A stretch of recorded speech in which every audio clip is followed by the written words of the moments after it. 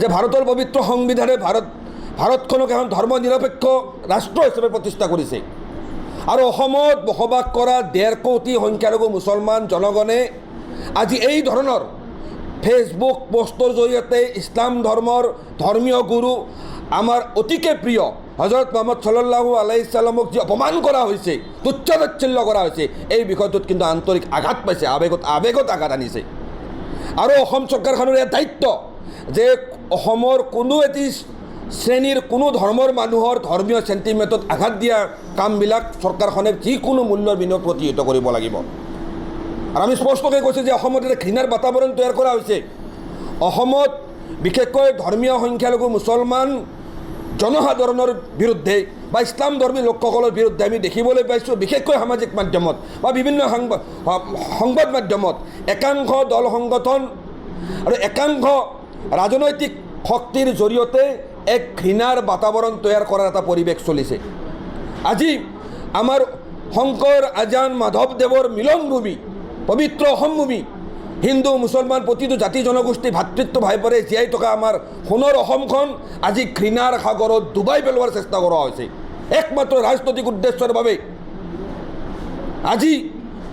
বিভিন্ন জাতি জনগোষ্ঠী ধৰ্ম বৰ্ণ সম্প্ৰদায়ৰ মাজত আজি সাম্প্ৰদায়িক সংঘাত সৃষ্টি কৰিবলৈ এই ধৰণৰ হিৰেন হিন্দু অসম নামধাৰী একাংশ ফেচবুক একাউণ্টৰ গৰাকী আজি উঠি পৰি লাগিছে আজি অসম আৰক্ষীয়ে কিয় চমতো গোচৰ ৰুজু কৰা নাই আমি স্পষ্টকৈ কৈছোঁ অসম আৰক্ষী এটা বিয়াগুম বিভাগ অসম আৰক্ষীৰ এইখিনি দক্ষতা আছে যে এনেকুৱা ধৰণৰ সমাজৰ বেক্টেৰিয়া ভাইৰাছ সদৃশ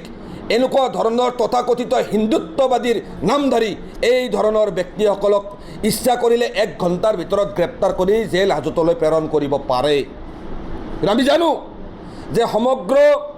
ঘটনালালিত অসম আৰক্ষীয়ে সম্পূৰ্ণ নীৰৱে থাকি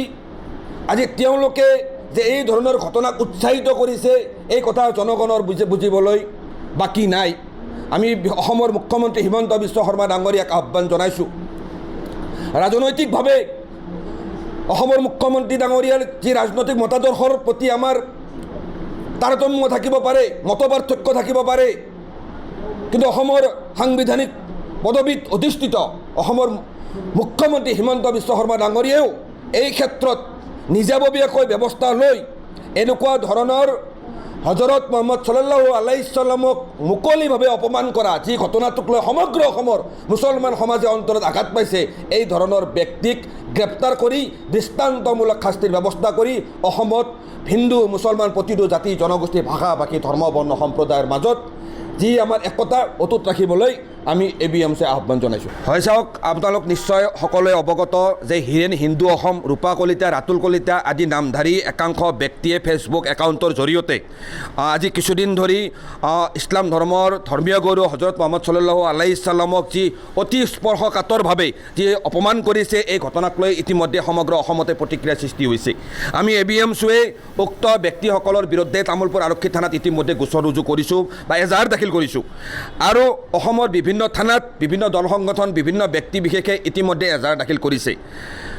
promoting enmity between different groups on ground of religion BNS ভাৰতীয় ন্যায় সংহিতাৰ ছেকশ্যন 196 আৰু BNSৰ ছেকশ্যন 197 অৰ্থাৎ এয়া সম্পূৰ্ণভাৱে এটা থ্ৰেট টু নেশ্যনেল ইণ্টিগ্ৰেশ্যন ভাৰতৰ অখণ্ডতাৰ প্ৰতি ভাবুকি তো আমি অসম চৰকাৰক দাবী জনাইছোঁ ভাৰতীয় ন্যায় সংহিতা 196 আৰু 197 ধাৰাত অসম আৰক্ষীয়ে যিহেতু গোটেই বিভিন্ন থানাত এই ঘটনাটোক লৈ এজাহাৰ দাখিল হৈছে তো গোটেই থানা পৰ্যায়ত এই ঘটনাখিনি নিশ্চয় এটা পৰ্যায়ত তদন্ত কৰিব লাগিব সেয়েহে CID চাইবাৰ ডিপাৰ্টমেণ্টত এই ঘটনাৰ বিৰুদ্ধে এক গোচৰ ৰুজু কৰি উক্ত ঘটনাত জড়িত থকা সেই হিৰেন হিন্দু অসমকে আদি কৰি যিসমূহ ব্যক্তিয়ে সমাজত ঘৃণাৰ বাতাবৰণ সৃষ্টি কৰিব বিচাৰিছে সেই সকলক গ্ৰেপ্তাৰ কৰিবলৈ আমি ABMC দাবী জনাইছোঁ অন্যথা ABMCয়ে এই ধৰণৰ ধৰ্মীয় চিন্তা আৱেগত আঘাত হানিব পৰা বা দেশৰ আইন বিৰোধী সংবিধান বিৰোধী মুছলমানসকলৰ ধৰ্মীয় চিন্তা চেতনা আৱেগ বিৰোধী এনেকুৱা ধৰণৰ কামৰ বিৰুদ্ধে আমি ৰাজপথত গণতান্ত্ৰিকভাৱে প্ৰতিবাদ কৰিবলৈ বাধ্য হ'ম যিকোনো খবৰৰ বাবে যোগাযোগ কৰক আমাৰ এই নম্বৰত 9181 307 221